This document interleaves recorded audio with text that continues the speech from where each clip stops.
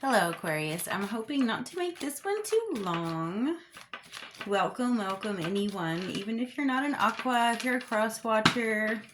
11th house. Sometimes we have a lot of Aquarius in us.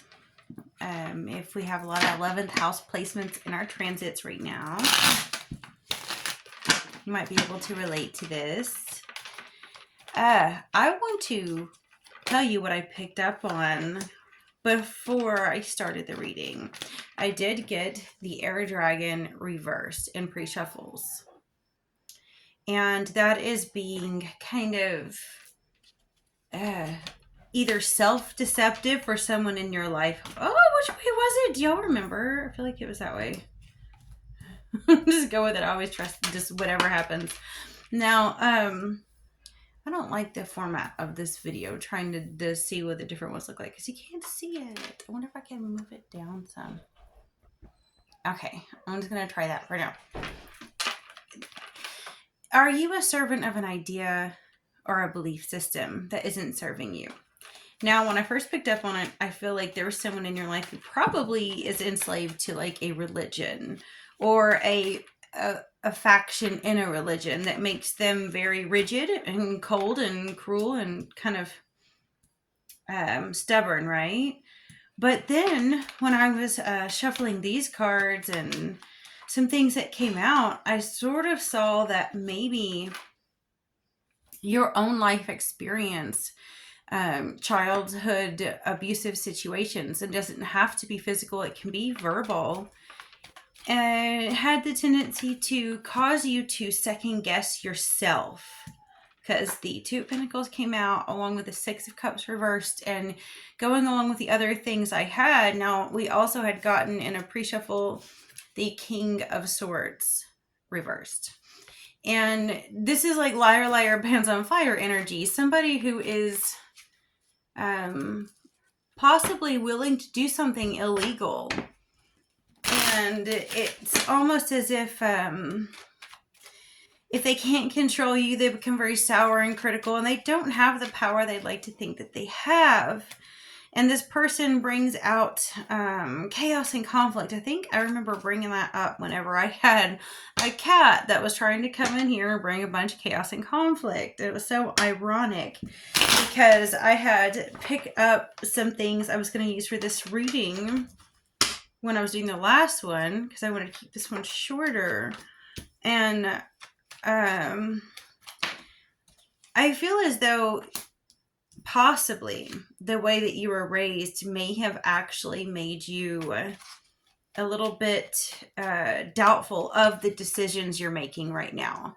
And you can't allow that to happen to yourself, because if you're constantly being wishy-washy, you're sending mixed messages to the universe, to creator, to the people around you. You know, that your actual energy becomes scattered and sporadic and not very accountable or reliable. So you can't let your past dictate your future.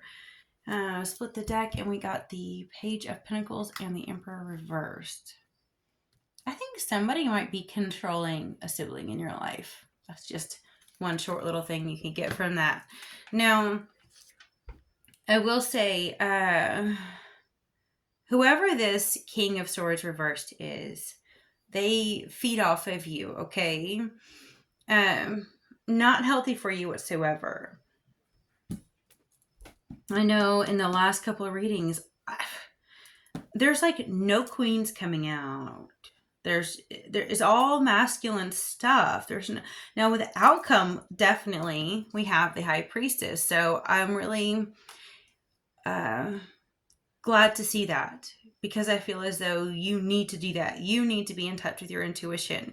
You have got to get true to yourself. Do not allow yourself to be played, okay? The Lovers reversed in your past. That has been coming out a lot lately. Like, there's some relationship that has already ended us in your past. Already ended. The separation has already happened. But for some reason, this energy keeps coming up. And now I haven't had this happen with me since, you know, I don't have the time most readers that have a lot of views are putting out videos constantly. And they will say, I've seen it in comments before, like, I don't care about people in my past, blah, blah, blah, blah, blah. And for people to even put that in the comments shows that they're not over it. And it doesn't matter how much you don't care about people in your past. It doesn't matter how much you think you're over it. If you're defensive like that, you're still attached to that emotion. And even if you think that you're over things in your past, they may not be done with you. And whether you like it or not, it's like I have said before in a reading, it's like a splinter. You can pretend it away all that you want to, but it doesn't mean that it's not just going to fester and get worse. If any of you have ever had something happen to you and you want to ignore it, that's a physical thing. Sometimes it gets worse and worse until it's so painful that you have to deal with it. And so this wouldn't be coming out if this isn't something affecting you right now.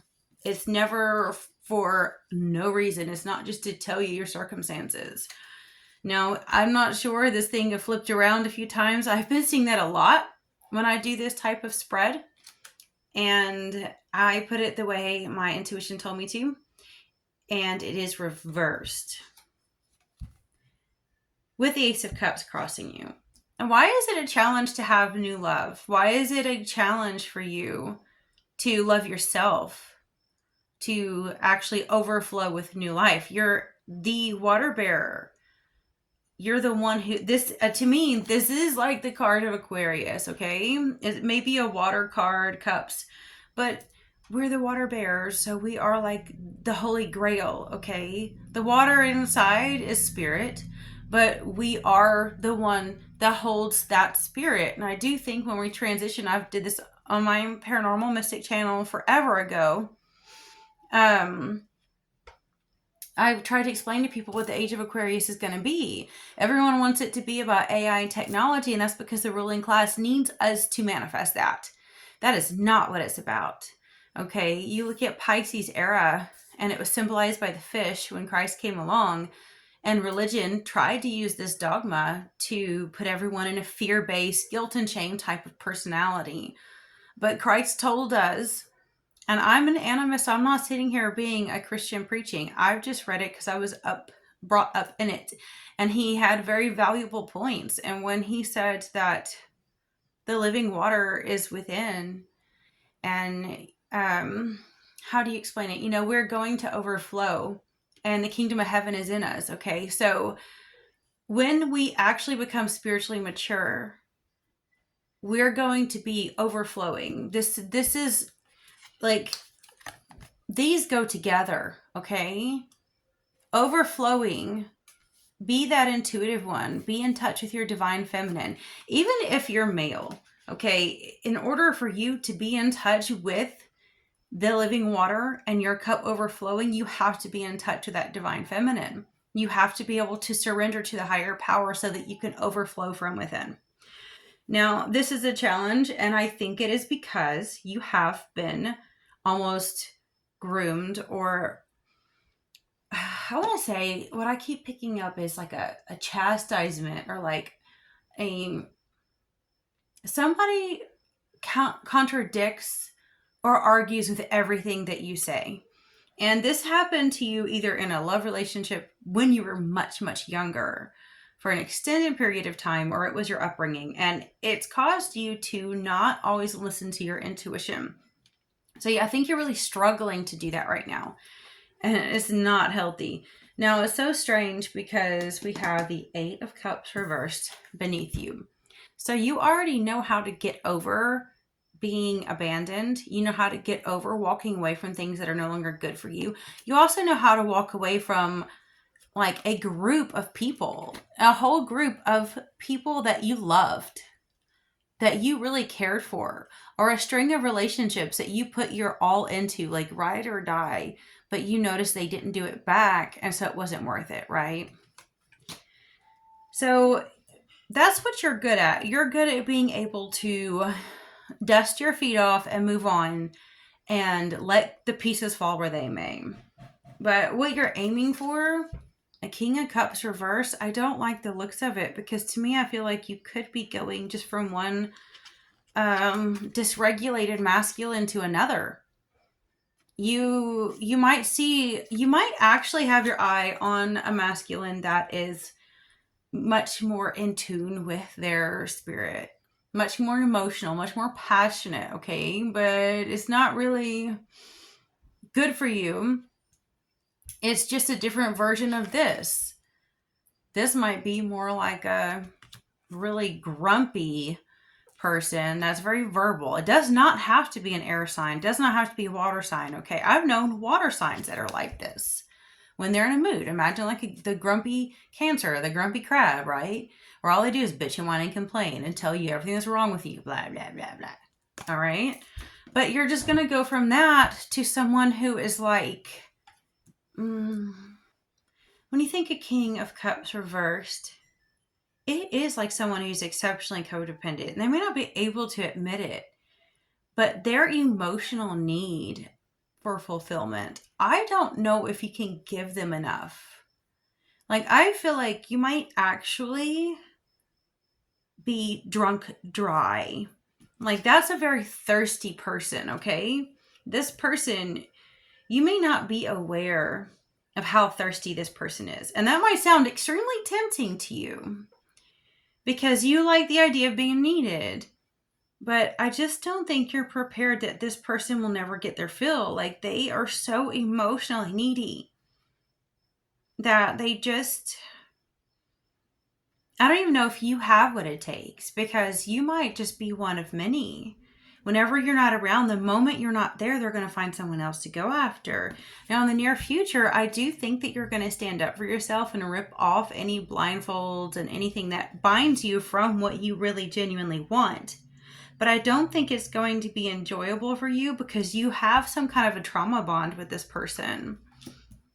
Now, what you don't see coming, or what they don't see coming, is that knowledge, is that power. So if you see it coming, they may not understand that watching this reading. And a lot of us tarot readers, even though I'm a small timer, we have to put disclaimers, because I've had someone comment that said, oh, my girlfriend broke up with me because of this reading.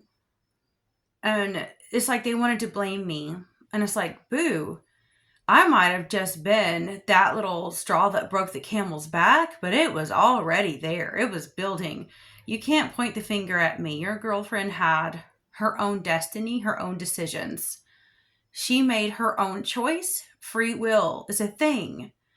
But if a reading caused her to do it, something inside of her triggered and said, I need to do something. I need to do something about this. Something woke her up. Well, that's what's happening to you. And it could be my reading this time. It could be somebody else's. It could be a dream that you have. It could just be you catching them, texting or something, or messaging, or noticing that they all of a sudden their phone is going off and they never let you look at it. And when you happen to see the notification, it has a Snapchat symbol on it or something. It's like, this person is like so needy, they may not show you their whole self, and you're going to see it. You might accidentally run into something that they were doing that blows it out of the water, literally blows it out of the water. And so you're not going to be falling for their lies anymore. Now, what they want for you is to settle. They want you to pick them and them only, just to take it. Take it or leave it. At least I care about you. You have all these problems and all these issues, and I'm putting up with you. You're not perfect. They'll probably start showing you why you should just accept who they are, because it's easier that way, and we already moved in together, all kinds of reasons why. Your hope and fear is the letting go card. Some of you probably do fear some financial loss if you separate from this person, if you are together. But some of you really want to. Like, some of you actually want to let go of letting material possessions or family issues control your decisions. So some of you want this to happen. And at the end of the day, it genuinely is this. And for this to come out with the Page of Pentacles reversed, I feel like someone was really used to being the head in your life. It doesn't have to be the person that you're with, but it's someone influenced you and broke you enough to allow this person in your life. It's not always we manifest someone bad because we didn't think good enough of ourselves. It's when you know better, you do better. Sometimes you just didn't know that you could do so much better. Sometimes you didn't know that you were worth more. You have finally realized that you are. I remember getting this in the pre-shuffle too. I almost forgot. It says, don't let energies or forces tell you who you are. Walk away from labels. So whoever this is that's bad for you most likely is going to use labels to get to you. They're going to throw out, you know, the cards of, well, if you were a fill in the blank, like if you were a Christian or if you were a conservative or a liberal or if you were a good wife or if you were, you know, whatever it is, whatever label it is that someone has always tried to put on you, you're just gonna like kind of almost strip naked from it. Like imagine stripping all these off and being like butt naked, like you're a child again and you feel free, like wee. Right? I think that is what you're aiming for. Okay. Oh, I cannot stop getting these things at all the different decks. In the last reading and this one, this is commitment reversed. This is the breaking of a commitment. It is literally like, I'm shocked we didn't get a divorce card because maybe it's not that serious. But spiritually, maybe somewhere the emotional connection you had to this person or group of people was so intense that you're having to commit to uncommit. It's so weird. Path unknown. Now, when we get this one reversed, it means that you do have to backtrack to know where you're headed. Sometimes you have to look back. It's almost like rewinding. Imagine like the energy of like retrograde energy, okay? You need to actually look back. Now, I'm not telling you to stop. We have the reflection reverse. So here's the thing. The time to juggle the options, the time to weigh it out, the time to meditate and think. And if you're laying in bed thinking about what choice you should make before you sleep and stuff, that time is over. You can't be wishy-washy anymore. You just have to make up your mind. But I think once you've stepped through that doorway to that new life of yours, you need to do this. Or I don't know how to explain this. It's like, don't allow this to change your mind. That's it. Don't allow your past to change your mind, but use this as an opportunity for you to, like, instead of worrying about the decision that you have already made or you're about to at any moment, when you rip off all that stuff in the near future, don't allow this to alter your destination, but allow this to sharpen you. Allow this to teach you. Like, what lessons can this teach you? If you know you ended up in another karmic cycle that you're like, how did I end up with another person that's no good for me? How did I do that to myself again? Why do I keep doing this? I'm repeating a cycle. If you notice you're repeating a cycle and you're upset with yourself over it, this is when you need to go and look at that. Look at your past. Really observe it. And this is kind of, to me, I have a lot of air on my chart, so I can compartmentalize emotion sometimes. Not when you're in an emotional state, but when you're ready and you feel like you have the wisdom to do this. Observe it without judgment. So many people love to throw around the word judgment when no one is judging. Judgment is reserved for making a decision. So when someone accuses someone else of being judgmental and they're not even making a decision, they're just observing or they have an opinion, and people have got to stop overusing the word. We overuse it in our minds. So observe your past without judgment. Just look at it. Just look at it for what it is. Who taught you that your decisions were invalid? Who taught you that going with your intuition and trusting in your higher self was bad? Who taught you to always do what other people want instead of what's best for you too? even if you've always been a really good giving person, were you always giving to your own detriment? Observe these things and allow it to actually expand yourself and to grow.